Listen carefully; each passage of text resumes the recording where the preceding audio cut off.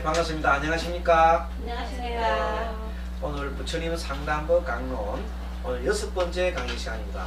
다 같이 우리 3귀를 모시도록 하겠습니다. 합장하십시오. 귀불양존 귀법이욕존 귀성중중존.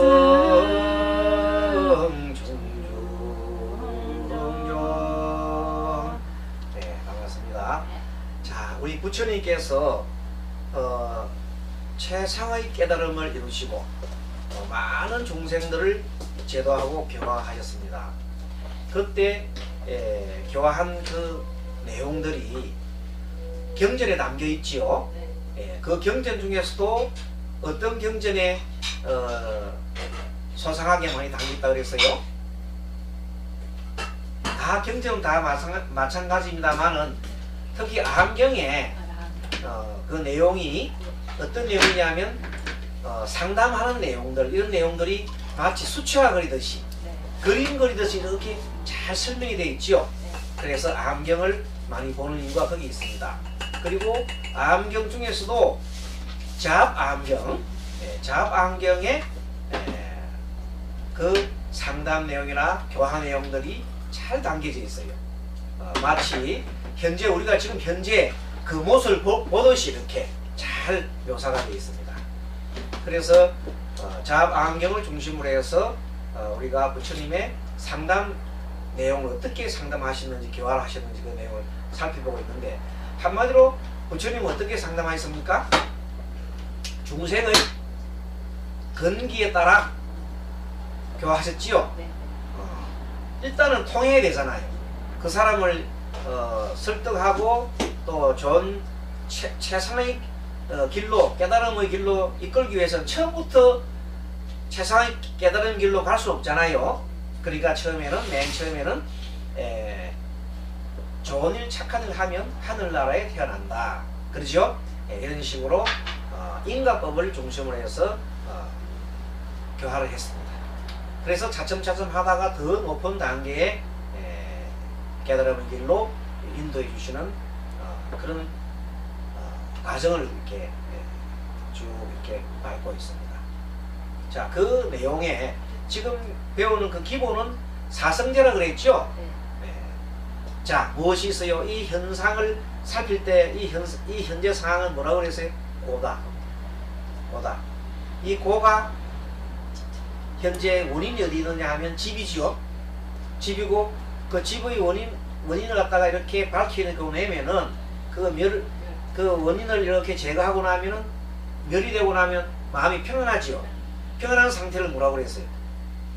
열반이다. 평안한 상태를 열반이다. 그리고 열반에 이르는 길을 도라고 그랬죠. 그래서 고, 집, 멸도 사성제에 근거해서 부처님께서는 교화를 이렇게 해주시고 계십니다. 그때 여러 가지 이제 이 방법들, 즉 사람들을 설득을 잘 할 수 있는 방법, 이해를 잘 할 수 있는 방법들을 지금 우리 배우는 거거든요. 그 중에서 지난 시간에 대비, 그 다음에 제시, 이유, 이런 것을 이런 기법을 배웠습니다. 자, 대비는 뭐냐면 뭐뭐시면 뭐뭐시다. 이거 대비라는 겁니다. 이것이면 저것이다. 우리가 이것이 있으면 저것이 있다, 이런 거 있죠. 이것이 생기면 저것도 생겨나고, 이것이 사라지면 저것도 사라진다는 이런 어떤 이면 뭐뭐시다, 이런 내용들 대비 방법이 있고, 그 다음에 제시, 뭐뭐뭐시 있다. 육육육법이 있다. 육육육법이란 것은 무엇인가? 이렇게 했을 때 하나하나 풀어가는 거 있죠. 그런 내용들을 제시라고 했어요. 그 다음에 이유는 그 까닭을 걸 확실하게 원인과 관계를 얘기를 해주는 겁니다. 왜냐 하면 이렇게 넣어가지고 이렇게 이유를 반드시 말씀을 확실하게 해주셨습니다. 그래서 한번 지난 시간에 있는 걸 한번 대비를 복습을 해보면은 50페이지 펴보세요. 잠깐 복습을 하겠습니다. 자, 50페이지 폈습니까? 자, 대비란 뭐뭐시면 뭐뭐시다, 또는 뭐뭐시 아니면 뭐뭐시 아니다라는 형식으로 한 가지 가르침에 대해서 상반되는 방법을 반복해서 제시함으로써 내 남자를 일깨워주는 것을 말합니다. 하나를 이렇게 얘기하고 난 다음에 자, 경전의 대비 형식을 볼까요? 그때 세종께서는 모든 비구들에게 말씀하셨다. 만일 비구로서 부처에 대하여 의심이 있으면, 자, 의심이 있으면 곧 괴로움의 진리에 대하여 의심이 있고, 괴로움이 모이는 진리, 괴로움이 멸하는 진리, 괴로움을 멸하는 길의 진리에 대한 의심이 있을 것이다. 이 말은 뭔가 아까 얘기했던 사성제지요. 자, 맨 처음에 부처에 대한 의심이 있으면은 사성제에 대한 의심이 있다 이 말입니다. 그렇죠? 그런데 밑에는 반대로 반대가 나옵니다. 만일 비구로서 부처에 대하여 의심이 없으면 이 말입니다. 없으면은 곧 괴로움의 진리에 대하여 의심이 없고, 괴로움이 모이는 진리, 괴로움이 멸하는 진리, 괴로움을 멸하는 길의 진리에 대하여 의심이 없을 것이다. 사성제에 대해서 의심이 없을 것이다. 이렇게 얘기하는 겁니다. 그래서 먼저 대비를 하면서 자, 부처님을 이렇게 대해서 확실하게 의심을 가지면, 즉 의심을 가지면은 사성제에 대한 의심이 난다는 거죠. 근데 만약에 부처님을 확실하게 믿으면, 부처님 말씀을 확실하게 옳다고 믿으면은 사성제에 대한 믿음에 의심이 없을 것이다. 확실히 믿을 것이다. 이 말입니다. 그리고 이 대비 내용은 항상 부처님께서는 두 가지를 대비를 해가지고 이 말씀하셨어요. 51페이지에도 또 달에 대해서 달에 대해서 비유를 했는데 상담 내용이 보면은 이때 성가라는 어떤 젊은 바라문은 부처님 계신 곳에 나아가 서로 인사하고 위로한 뒤에 한쪽에 물러앉아 부처님께 여쭈었다. 바라문이 그랬어요. 고타마시여, 착하지 않는 남자를 어떻게 알 수 있나이까? 그랬더니 석가가 뭐라고 그랬어요? 마치 달과 같은 이라 그랬지요. 자, 뭐냐면 둥근 달이 있으면 그 둥근 보름달은 조금 있으면 기울어지지요. 예? 그 말을 비유한 거야. 그래서 어떻게 착하지 않은 남자가 달과 같나이까 했으니까 부처님께서 그 말씀을 했어요.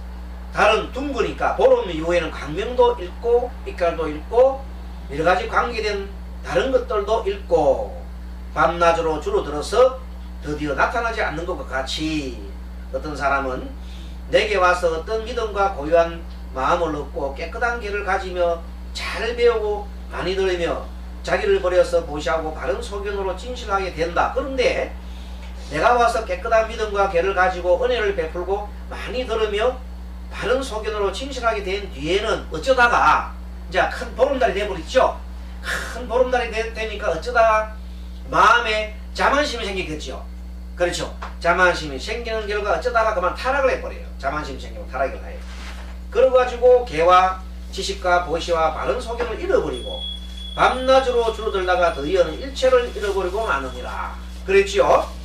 그래서 다시 바라무니여, 만일 착한 남자가 착한 것을 가까이 하지 않고 바른 법을 자주 듣지 않으며 바르게 생각하지 않고 몸으로 나쁜 행동을 행하고 입으로 나쁜 말을 하며 그 다음에 나쁜 생각을 하면 그 나쁜 인연을 해서 결국은 인연으로 몸도 마음도 다 무너지고 결국에 나쁜 세계 지옥에 떨어질 것이다. 이렇게 했습니다. 그러면 이제 바라문이 물어요. 그러면 착하지 않은 남자는 그렇게 달과 비유했는데 그러면 착한 남자는 어떻게 비유하겠습니까? 이랬지요. 또 달에 비교했지요. 이번에는 뭐냐면 또 달과 같다 그랬어요. 그러니까 이상하잖아. 착하지 않는 남자도 달에 비유했고 착한 남자도 달에 비유했어요. 그랬더니 이번에는 착한 남자는 뭐냐면 초성달이에요. 초성달은 차츰차츰 계속 이제 밝아지지요. 네, 그런데 비유한 거야. 그래서 마치 서가모니 부처님이 그랬어요. 마치 달이 초성부터 광명과 빛깔이 밤낮으로 가다가 드디어 가득 차면은 일체가 둥글고 깨끗한 것과 같이 착한 남자는 내법을 안에서 깨끗한 믿는 마음을 얻고 내지 바른 속에는 참되고 깨끗하며 대가 더하고 보시가 더하여 지식이 더하고 쓰기가 다하여 밤낮으로 다하여 자라기만 하느니라. 결국 뭔가 이것만 이 말입니다. 자, 대비라는 것은 두 가지를 대비했지요. 한 번은 착한 남자, 한 번은 착하지 않은 남자, 한 번은 착한 남자를 대비했잖아요. 자, 착하지 않은 남자를 어디에 비교했어요? 달에, 보름달에 비교했다.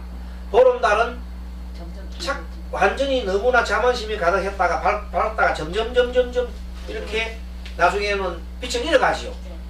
그렇게 사람이 타락해가는 것을 착하지 않는 남자라고 했고, 착한 남자는 처음에는 어둡지만은 차츰차츰 이렇게 밝아지잖아요. 예, 그렇게 비유했다. 그렇게 대비법을 사용했다. 이렇게 대비를 사용하면 착한 남자와 착한 남자가 아닌 것을 확실히 구분할 수 있겠지요. 예, 부처님께서 이렇게 뭔가를 또렷하게 사람들로 하여금 확실한 이해를 돕기 위해서 어디다 비유했습니까? 대비를 달에다 비유했지요. 예, 이러한 법을 참 많이 부처님께서 즐겨 사용하고 계십니다. 그 다음에는 제시. 이는 지난 시간에 배운 거예요. 자, 뭐가 있다. 이렇게 얘기를 잘 하셨어요. 서가모니 부처님께서 어떨 때 이런 얘기 하시냐면, 어떤 법을 설할 때, 먼저 법을 설할 때 제시를 하셨어요. 자, 오니 여기에 육용육법이 있다. 육용육법이 있다. 육용육법. 육법이 있다. 무엇이 육용육법이냐? 이렇게 할 때, 자, 맨 처음에 육은 육근이죠. 6가지의 감각기관, 안이비설심의고, 두 번째 육은 뭐냐면 6가지 대상, 색, 성, 향미, 촉법이지요. 그래서 6가지 근으로 근이 주체가 되고 6가지 경이 객체가 되죠. 그래서 주체가 객체를 이렇게 대하는 겁니다. 대하면은 마음이 생겨나죠. 6가지 식. 그래서 육근을 만나면 6가지 식이 생겨난다. 이것을 육용육법이라 한다. 그래서요, 알겠습니까? 자, 6가지 밑에 보면 53페이지 보면 지난번 시간에 배운 거 복습한 중입니다. 6가지의 몸, 6가지 당, 6가지 느낌, 6가지 욕망이 몸이니라. 어떤 것을 6가지 감각이라 하는가? 이른바 눈의 감각과 귀, 코, 혀, 몸, 뜻의 감각기관이라. 어떤 것을 밖의 6가지 대경이라 하는가? 물질의 대경, 소리, 냄새, 맛, 다임, 법, 대경이라. 그리고 이걸 합치면은 6 곱하기 6 곱하기 서로가 6, 6이 합치면은 6가지 식이 나죠. 예, 안식, 이식, 비식, 설식, 신식, 의식, 이렇게 식이 난다. 그것이 마음이란다. 그래서 마음이라는 이치를 부처님께서 제시했습니다. 자, 그런 식으로 부처님께서는 항상 이 제시하기를 좋아했고, 그 다음에 이유에 대해서 55페이지 지난 시간에 배운 이유 서가모니 부처님께서는 대중에게 55페이지입니다. 교수를 할 때 이유를 알아가게 하는 방법을 많이 있었습니다. 먼저 이유를 알아야 되잖아요. 그렇죠? 우리가 여러가지 법을 갖다가 이렇게 배울 때 세관법이나 아니면은 출세관법, 세관법은 우리가 보통 말하는 법이에요. 사회적인 법이고, 출세관법은 부처님법을 말합니다. 그 출세관법을 얘기할 때 항상 원인과 결과를 갖다가 이렇게 추구를 합니다. 무슨 까닭이가 하면은, 왜냐하면 무슨 까닭이냐 하면은 이렇게 얘기를 하면서 항상 그 까닭을 차근차근 풀어주십니다. 한때 서가모니가 왕사성 칼린다 주군에 있을 때 많은 비구들이 식당에 모여서 논쟁을 했습니다. 자, 코살라국하고 마갈타국이 그 당시에 가장 큰 나라인데, 코살라국의 프라세나집 왕과 마갈타국의 빈비사라 왕 중에 누가 더 힘이 센가? 요새 같으면 이거지요. 자, 중국이 힘이 센가? 미국이 힘이 센가? 이거예요. 이걸 가지고 스님들이 앉아서 공부를 안 하고 그까지 서로 논하고 있는 거라. 그래 부처님 보니까 기가 차지요. 그래서 부처님이 이렇게 합니다. 부처님께서 선정에 들었다가 비구들이 쓸데없는 논쟁을 일삼는 것을 하늘귀, 천리통이죠. 하늘귀를 이렇게 뜯고서 이제 오셨어요. 그래가지고 비구들에게 물었습니다. 다음 페이지. 자, 너희들은 왜 말로 다투었느냐 물었더니 비구들이 다툰 일을 갖다가 빈비사라 왕과 또 무슨 왕이에요? 프라세나질 왕이 누가 더 힘이 세지 대해서 얘기를 나누고 있었나 했더니 부처님 뭐라고 했습니까? 너희들은 어찌하여 왕의 세력과 부를 말하는 것을 일로 삼느냐. 너희 비구들은 그런 말 하지 말라. 왜냐 하면 나오죠. 왜냐하면 하면서 나오죠. 왜냐하면 그런 말 하지 말라. 왜냐하면 그것은 진리를 깨달아 열반으로 향하는데 아무런 도움이 되지 않죠. 아무런 도움이 되지 않기 때문이다. 도움이 되는 걸로 해라 이 말이요. 진리를 닦을 때 너희는 마땅히 뭘 해야 돼요? 괴로움의 진리. 우리가 현재 괴로운 진리를 확실히 알아라 이 말이죠. 그 다음에 괴로움이 모이는 진리 집, 괴로움이 멸하는 진리 멸, 괴로움 멸하는 진리의 길 도, 고집멸도에 대해서 말해야 한다. 왜냐하면 또 왜냐하면 이 네 가지 바른 깨달음으로서 바르게 열반으로 향하게 하기 때문이다. 그러므로 비구들이여 이 네 가지에 대하여 아직 밝게 알지 못했다면 마땅히 힘써 강편으로서 왕성한 의욕을 일으켜 밝게 알기를 배워야 하느니라. 그래서 여러분들 상담을 하실 때나 어떤 생각을 할 때나 뭔가를 할 때는 반드시 고집멸도로 생각해야 됩니다. 자, 현재 어떤 사람이 상담을 하러 왔어요. 자, 그 사람이 도대체 어떠한 지금 현재 상태에 있는지 살펴봅니다. 그러면 자세히 살펴보면 그 사람이 현재 고통이 쌓여있지요. 그거를 먼저 이렇게 한번 진단을 하는 겁니다. 그러고 난 다음에는 그 사람의 고가 왜 왔는지, 왜 그 고가 왔는지 살피지요.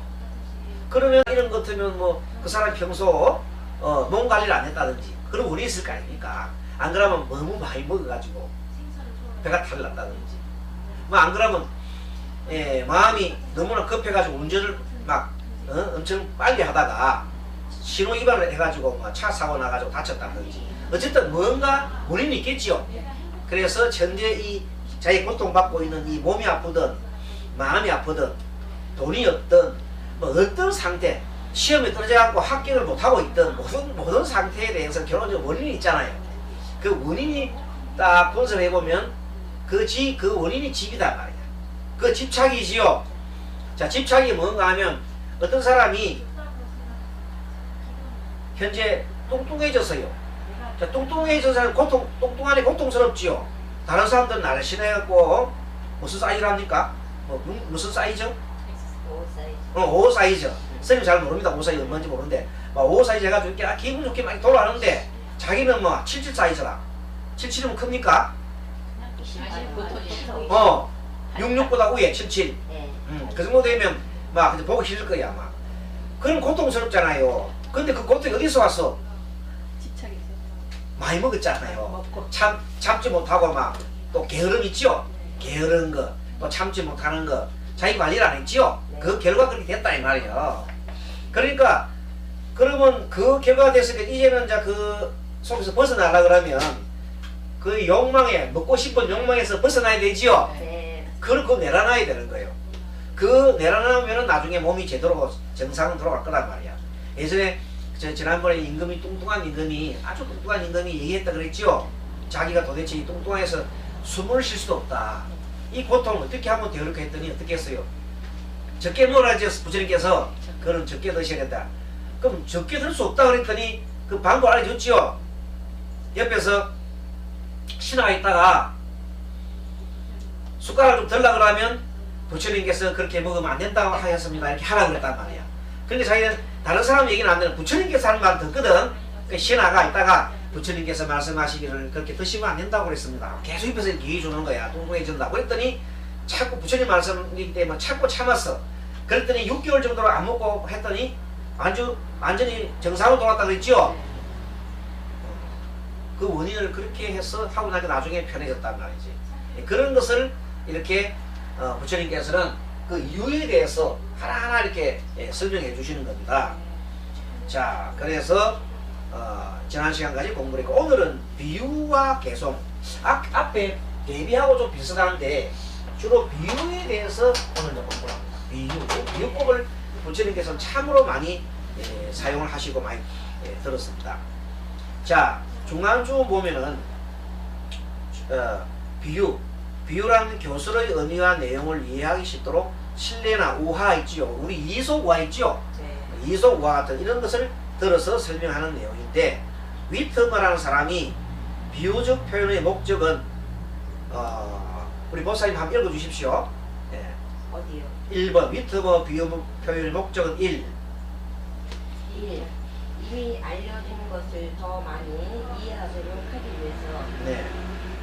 두 번째, 알려지지 않은 것에 대하여 더 많은 통찰력을 제고해 주기 위해서. 네. 세 번째, 심리적이고 정서적인 강도를 표현할 수 있도록 하기 위해서이다. 네, 그렇습니다.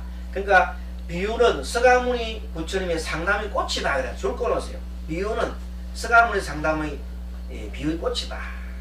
우리 서가모니 부처님께서는 상담 상황에 꼭 맞는, 그 상담에 꼭 맞는 비유를 들어주세요. 비슷한 게 아니라 딱 맞는 비유를 들어주는 거예요. 그래서 사람이 그걸 들으면 완전히 자기 마음이 심금을 울려요. 그래서 이해와 공감, 변화와 성장을 촉진시킨다. 그래서 아마 우리 여러분들도 상담할 때 비유법을 많이 듣는 걸로 알고 있습니다. 그런데 그 사람의 상황에 딱 맞는 비유를 들어주면 바로 이해하죠. 네, 그래서 부처님께서는 그 비유를 잘 들었습니다. 그래서 서가모니 스스로도 자암경의 곳곳에서 지혜로운 사람은 비유를 통해서 이해를 얻는다, 이렇게 말씀하셨습니다. 지혜로운 사람은 비유를 통해서 이해를 얻는다. 비유는 매우 수수한 것이다 라고 비유를 찬탄하면서 즐겨 사용하였습니다. 자, 현대 상담에서는 아주 특수한 경우 아니면 비유를 잘 쓰지 않는데, 어쨌든 왜냐하면 사실 묘사와 비유의 격차로 인해서 의사소통에 장애가 생길 수 있기 때문에 그랬지만은, 예전에 서가모니 부처님께서는 그 사람한테 딱 맞는 상황에 딱 맞는 비유를 들었기 때문에 완벽하게 알아차림을 하게 되었습니다. 자, 58페이지 넘어갑니다. 자, 이제 서가모니 부처님께서 중간쯤 다음과 같이 대중과 문답을 주고받았습니다. 나옵니다. 자, 서가모니 부처님이 이렇게 얘기를 합니다. 사람들은 나고 죽음에서 무명에 덮이고 애욕의 결박에 묶여 긴 밤 동안을 나고 죽음의 쳇바퀴 돌면서 괴로움을 벗어나지 못한다. 이렇게 하면서 이는 마치 개를 노끈으로 기둥에 메어둔 것과 같다. 개가 노끈을 끊지 않으면은 기둥만 자꾸 맴돌아 가지고 이와 같이 사람들도 탐욕에 벗어나지 못하면 어리석은 짓을 되풀이한다. 개를 입으로 이 노끈에 묶어 놓으면 개가 계속 뺑뺑뺑 돌면 나중에는 목이 막 묶이죠. 그래서 다시 풀면 되는데 풀 줄 몰라가지고 깽깽깽 거리고 나중에 울어요. 가만 보면. 그리고 나중에 죽는다고 낳고 고래고라고 하면 이러지요. 그런 걸 살펴보는데, 더 좋은 건 개가 이제 머리 좋은 개는 그 물을 뜯어버려요. 목을 그 줄을 뜯어서 나가잖아요.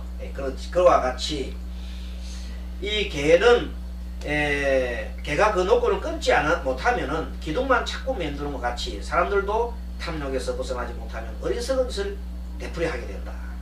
그러므로 너희들 잘 생각하고 관찰해봐라.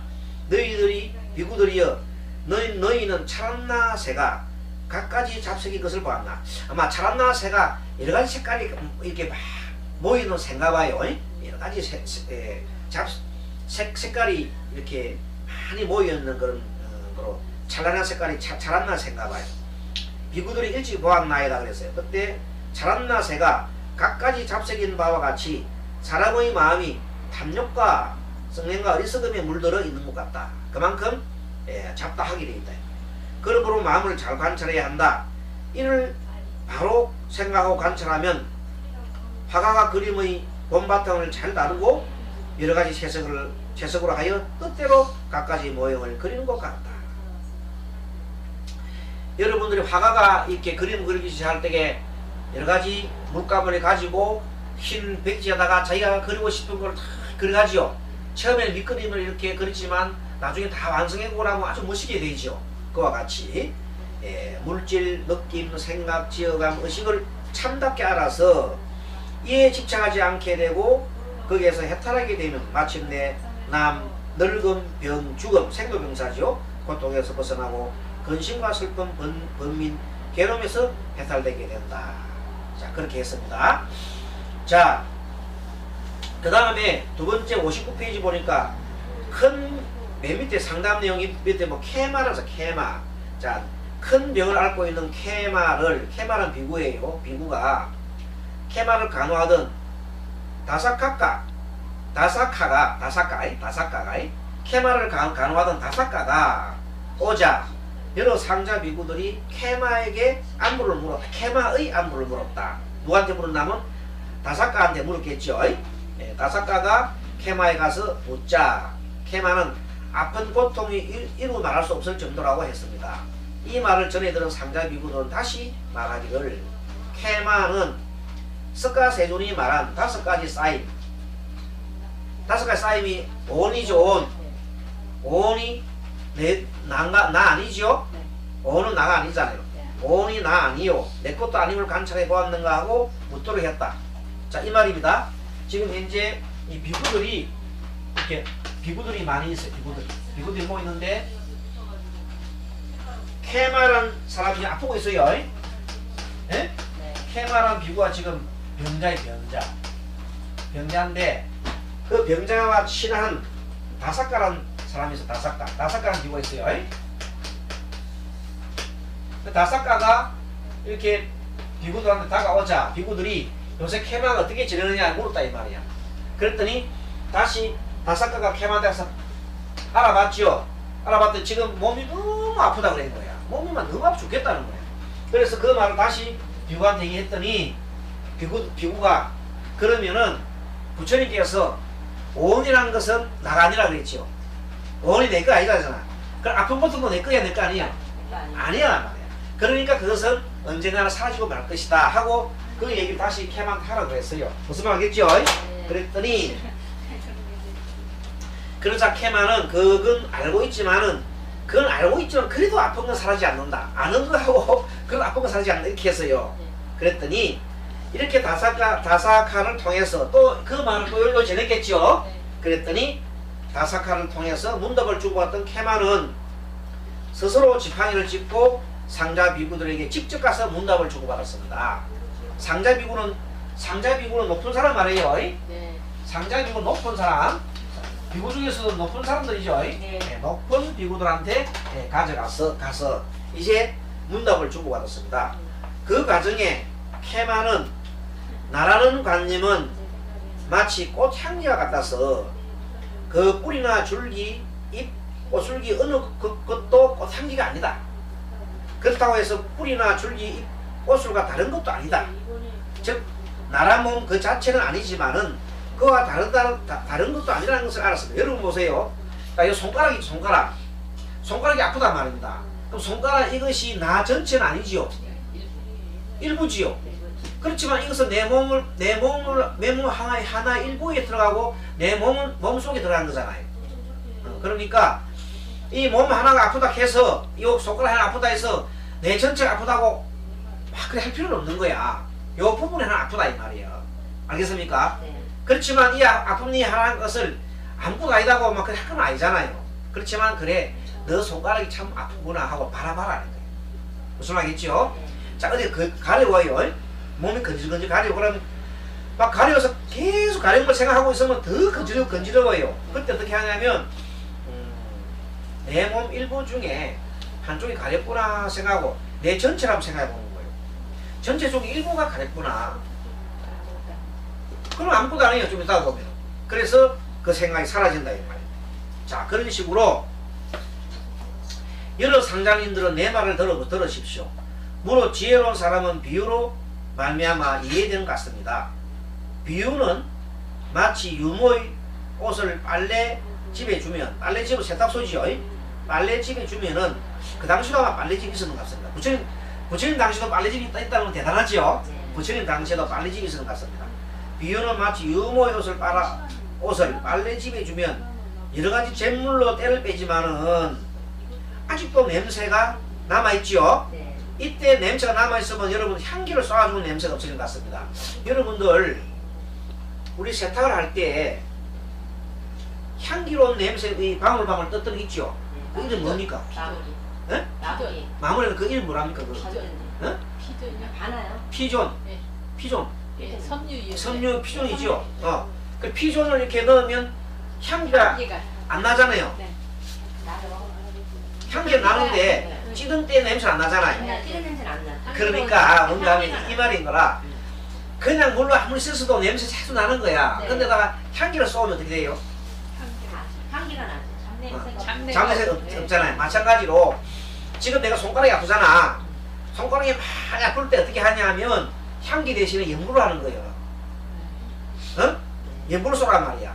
연고를 쏘면 전부 연고를 막 하고 나면 아픈 게 없어지는 거예요. 무슨 말 알겠죠? 네. 그래서 그러한 원리를 사용해서 얘기해 주는 거예요. 그 나아가 온이 모이며 멸하는 이치를 관찰하면 나라는 교만과 욕심과 번뇌가 모두 없어진다는 것을 깨달았습니다. 그 냄새가 느껴지지 않기 위해서 향기를 쏘는 것이다. 그래서 결국 뭐냐면 이 말입니다. 내가 아플 때 내가 아프다 하는 그 한 부분은 내가 아니다는 걸 생각하는 거야. 그쵸? 내가 아니다. 이건 내가 아니다. 또 설령 그 한 부분이 있다 그래서 나중에 그 영원한 게 아니잖아요. 그런 걸 생각하고 하다 보면 나머지 다른 것들이 이렇게 생각이 다른 쪽으로 가게 되겠다. 이 말입니다. 네. 자, 그러니까 뭐냐면 향기의 비유로서 얘기했습니다. 비유의 정의해 봅니다. 케마는 비유의 수성론을 깨달아 비유란 빨래에 남아있는 냄새가 있을 때 여러가지 향기를 쏘여서 그 냄새를 없애는 것과 같이 내가 몸이 아플 때 다른 생각하는 거지요. 네. 부처님의 생각을 일으켜서 그 생각을 쏘여가지고 자기 아픈 것을 이렇게 일어나게 했습니다. 정말 그렇게 해서 보니까 나중에 병이 사라졌습니다. 이라는 사실을 깨닫고 나아가 오온이 모이면이라는 이치가 이와 같습니다. 그래서 여러분들 이런 게 있습니다. 어떤 사람이 암이 걸렸어요. 암이 걸려서 물어보니까 그 병원에서 많이 살아봐야 예를 들어서 암 말기 있잖아요. 말기 환자는 많이 살아봐야 3개월 정도 그렇게만 살 거라고 이렇게 병원에 주로 이제 얘기를 했습니다. 그 통계지요. 이런 환자는 3개월 이상 살기 어렵다는 통계가 있다. 그래서 뭐 병원에 있어봐도 그렇고 병원에 있어봐야 더 치료법이 없다 이 말이야. 그러니까 차라리 집으로 가라. 말하자면 사형선고지요. 사망선고라. 사형선고. 집에 왔어. 가만 보니까 이제 죽을 날만 기다린단 말이야. 3개월 남았다니까. 그래서 가만 생각했는데 죽을 날만 기다리는데 좀 그런 생각하면 여러분 기가 차겠죠. 네. 그 마음이 어떻겠어요? 억장이 무너지죠. 그런데 옆집에 어떤 사람이 와가지고 보살 찾아가지고 아이고 어떻게 그래 보살님 어떻게 그래 몸이 아파서 어떻게 해? 아이고 할 수 없죠. 내 뭐 전생에 지금 제가 말한 거 그런 거 보지 뭐 이렇게 얘기하면서 낙담하고 막 이렇게 있는 거야. 그런데 그러지 말고 자, 어느 절에 스님이 있다는데 그 스님이 참 법문을 잘하신다는데 가보자 이렇게. 내가 좀 죽을 건데 뭐 법문 들어가면 뭐 합니까? 이렇게 얘기하잖아요. 보통 그걸 하겠죠. 그렇죠. 죽을 건데 법문 들어서 뭐 하겠습니까? 괜히 쓸데없는 내용은 도만 낭비하고 아니면 뭐 힘만 빼는 건데 그러지 말고 죽을 때 죽더라도 죽는 날까지 근데 뭔가 이렇게 좀 깨치고 알고 하면 가는 것도 괜찮겠습니까? 그 말 들어보니까 가만 보고 이 안에 죽는 거 이리 죽거나 저리 죽거나 뭔가 알고 깨닫고 가는 것도 괜찮겠다 싶은 생각이 들잖아요. 그래서 그럼 그 절이 어디 있는데 그럼 내가 같이 갑시다 해서 갔어요. 가가지고 이제 그 스님 만나 상담을 딱 해보니까 부처님 상계에서 죽는다 그랬거든요. 그러니까 스님이 한 얘기가 그러냐고. 그럼 죽을 땐 죽더라도 잘 죽으세요 그러는 거야. 하여튼 그 생각이 왜 어떻게 하면 잘 죽느냐는 생각이 그게 그럼 스님 어떻게 하면 잘 죽는데요 했더니 죽을 때까지 절하고 죽으라 그러거든요. 절하고. 아니 내가 지금 힘도 없어서 일하지도 못하는데 뭔 절을 합니까? 그래도 절을 하다가 죽으면 얼마나 영광이냐고. 부처님한테 절하다 죽으면 부처님이 얼마나 그 갸륵해서 좋은 곳에 한번 보내주겠느냐. 그 말 들어보면 그럴듯하지요. 절하다가 부처님한테 절하다 죽으면 그것도 괜찮은 것 같거든. 그래서 그날부터 이제 얼마나 절을 해야 되는데요. 너 하고 싶은 대로 해라. 도저히 하다가 써질 때까지 해라. 그래서 일나서 계속 절로 하는 겁니다. 절하고 계속 하니까 하루에 한 뭐 처음에는 뭐 한 200번 100번 하니까 막 힘들어서 도저히 못하잖아요. 그런데 계속 하니까 나중에는 그 다음날 110번 하고 그 다음날 120번 하고 계속 해서 한 달 하니까 1000번도 할 수 있는 거예요. 그래서 계속해서 3개월 지나도 안 죽어요. 이상해. 왜 안 죽는가 싶어가지고 의사가 말하니 오차는 있겠지. 한 달 정도 오차 있겠지. 한 달 후에 죽을랑 같다 싶어가지고 계속 했는데 넉 달째는 하루에 2000번을 했어요. 넉 달째 안 죽어서 이상하다. 조금 더 한 오차가 한 2달은 있겠지. 그래서 3개월 더 살았다 보니까 이제 좀 의심이 가는 거야. 아니 3개월 만에 죽는데 6개월이 안 죽거든. 그래가지고 6개월째 내가 자기 3000번을 했어요. 실제입니다 이게. 그래가지고 이상해서 안 죽으니까 이상해서 다시 또 혹시 언제 죽으려고 싶어 찾아가 물어봤더니 놀랍게도 병원에서 이런 일이 있느냐. 거의 막 암이 거의 막 완치 단계에 와 있는 거예요. 놀랬어. 그래서 그 사람이 그때부터 뭘 했어요. 저를 계속 했지요. 예, 이것이 뭐냐면 요 향기 요법입니다. 자, 내가 생각을 어디에 죽음에 대한 생각에서 암에 대한 죽음에 대한 생각에서 어떻게 돌렸어요? 그냥 막 절하는 걸 돌렸죠. 돌려라는 거야 이렇게. 그렇게 그 생각이 돌려놨더니 그 암이란 놈이 재미가 없는 거예요. 암은 원래 뭘 먹고 사느냐? 공포를 먹고 살거든요. 공포와 스트레스 먹고 살거든요. 공포하고 스트레스면 암은 재밌어가지고 막 웃어요. 웃으면서 저놈이 또 공포 스트레스 가지고 해가지고. 그런데 뭐 어떻게 잘 그렇게 하고 가는 거예요. 자, 그래서 이런 것들이 보면 비유지요. 조금 전에 스님은 일하로 하나의 이야기 들어서 비유했지요. 똑같습니다. 네, 그래서 비유다. 그 다음에 61조 개송은 부처님의 공덕을 찬미하거나 교류를 운문체, 시죠 시. 시체로 기록한 것으로 시적 운율로 간결하게 되어 있습니다. 일반적으로 운문체의 가요, 성가, 식구, 계문, 송문을 뜻하고 좁은 의미로는 근본불교 경전의 구성 요소로 삼는 12부경의 하나다. 12부경은 운문체로 되어 있어요. 예, 흔히 경문의 단 또는 전체의 마지막에 두는 운문체의 식구를 말한다. 주로 보면 맨 처음에 먼저 시가 나오고 시를 나오는 걸 풀어서 해설하는 경우도 있지만 주로 보면 맨 마지막에 시를 갖다 놔요. 법화경이라든지 무슨 화엄경 이런 거 있잖아요. 그 경전을 보면 마지막에 시를 해놨어요. 앞에 한 내용들을 다 엮어가지고. 아미타경도 마찬가지. 무량수기죠. 무량수교. 네. 무량수교라는 경도 보면 마지막에 시로서 묶어놨어요. 그래서 그 전체를 안 보고 시만 봐도 알아들어요. 네, 그렇게 해서 되어 있습니다. 자, 개송에는 중송과 고기송이 있다. 뭐가 있어요? 자, 중송은 뭐냐면요, 일정한 가르침을 제시한 뒤에 그 설법을 강조하고 정리할 필요가 있기 때문에 운명체 형식으로 그 내용 압축해가지고 본문의 매 내용을 거듭 확인하기 위해서 마지막에 이렇게 주로 많이 두고 있습니다. 그것을 중송이라 그래요. 자, 중송은 내담자의 인지적 성숙에 도움을 준다. 인지적 이해하기 위해서. 고기송은 경전의 1절 또는 총결 뒤에 아름다운 글귀로 표현한 뜻을 얽어 놓은 것으로 감정 전달에 중점을 두므로 운율에 맞춘다. 중송은 운율이 별로 없습니다만은 고기송은 운율도 딱 맞습니다. 고기송은 내담자의 정서적 성장에 도움을 준다.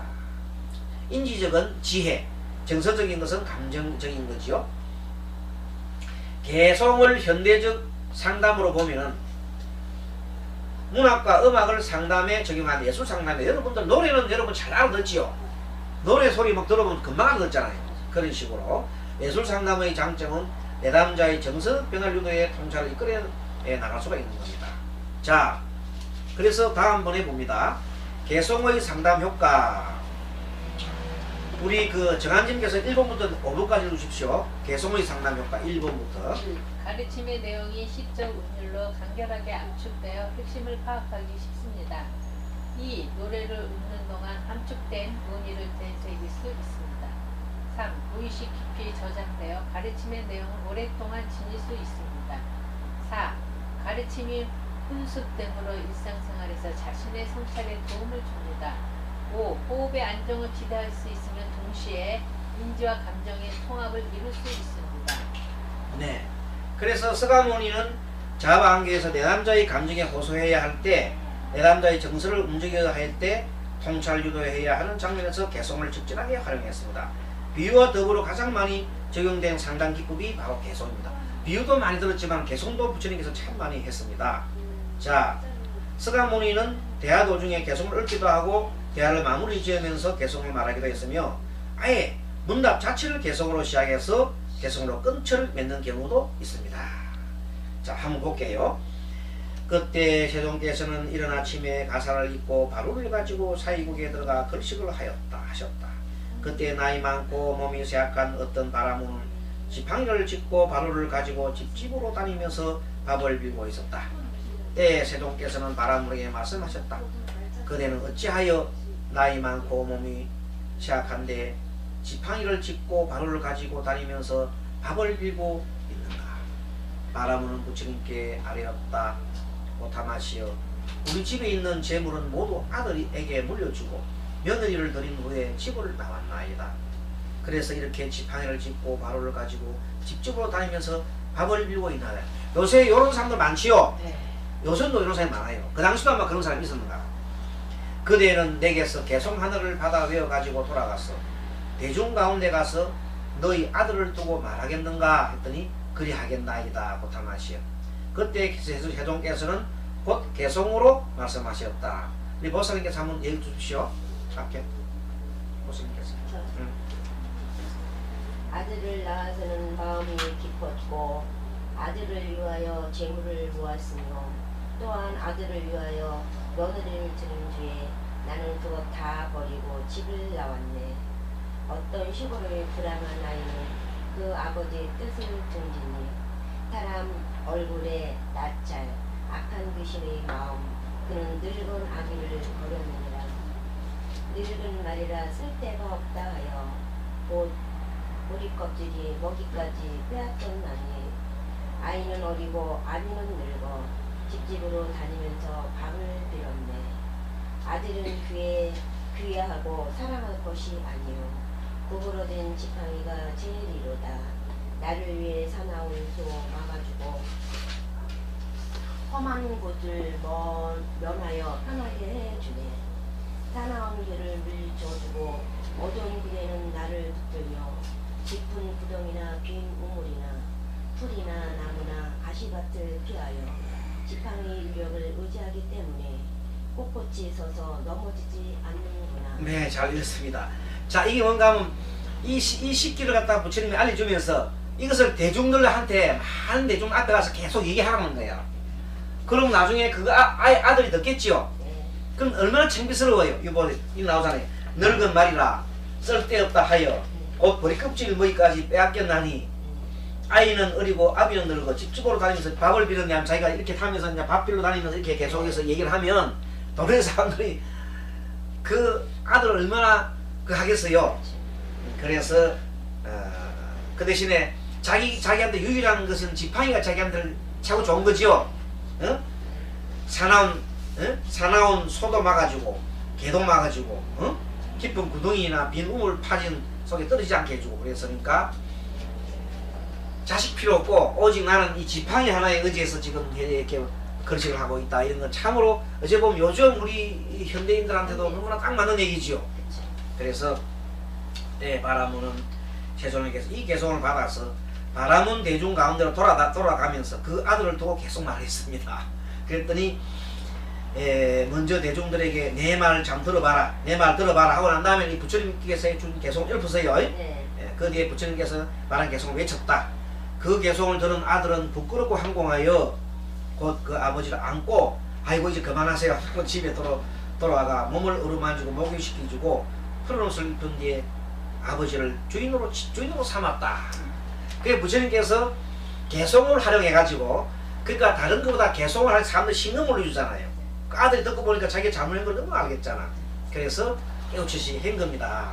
그래서 위에서 개성을 얘기하지 않고 내담자가 아들 마음을 움직이려 했다면, 만약에 개성을 안 하고 그냥 이 부처님 들은 설명가지고 인간은 도리는 이렇게 해야 되느냐 하면서 막 했다면 그 아들 말 안 들어.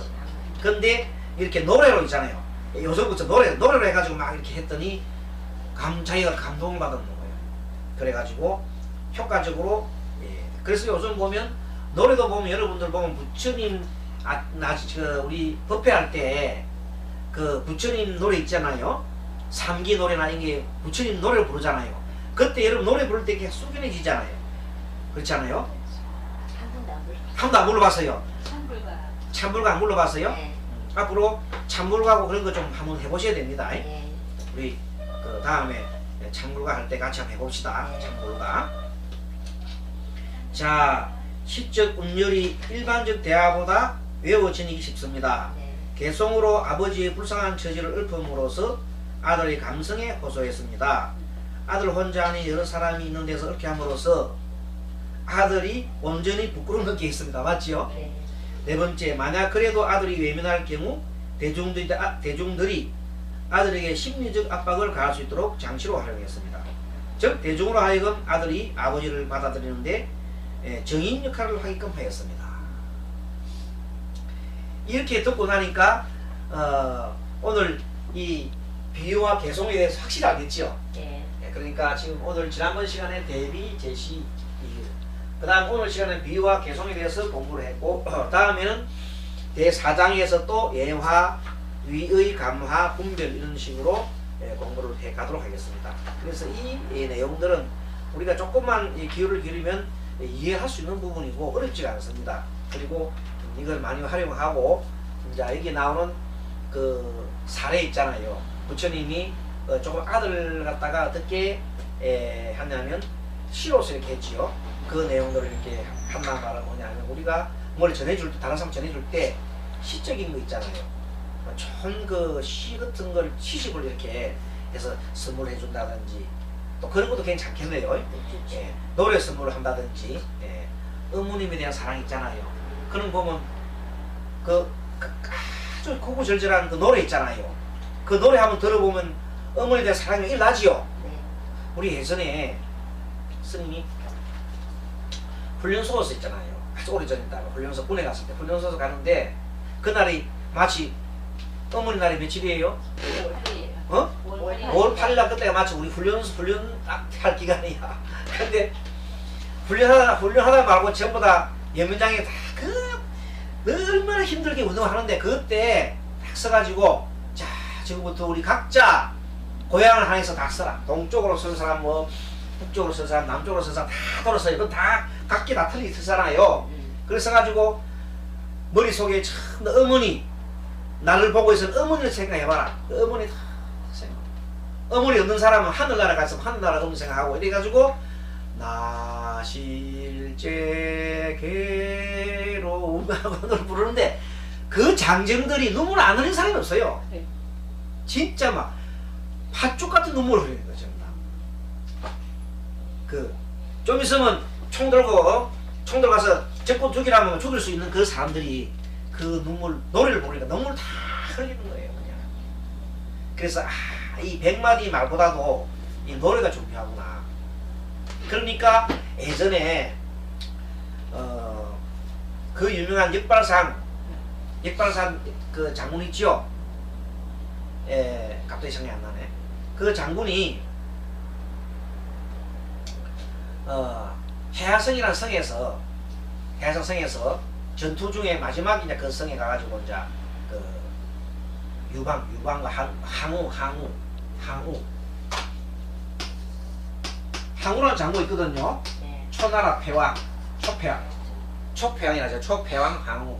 그 다음에 유방, 항고조. 자, 한나라와 초나라가 싸울 때예요. 한나라, 초나라가 싸우고, 그리고 나중에 초나라가 패하고 한나라가 이제 그런데 한나라의 유방,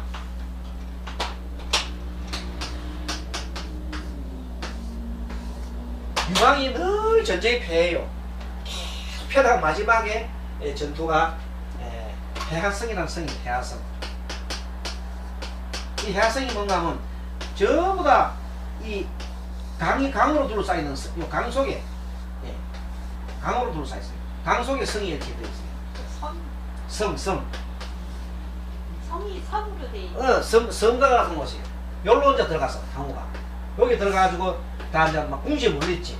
그래 뭐 이 주변은 뭐가 이 주변은 자 유방 군대들이 다 둘러싸 버렸어요. 도망 못 가잖아요. 도망 못 가고 돼 있잖아. 그래서 이때 이 항복을 안 하니까 계속 밤에 피리를 불어요. 피리를 부르면서 노래를 불러요. 슬픈 노래.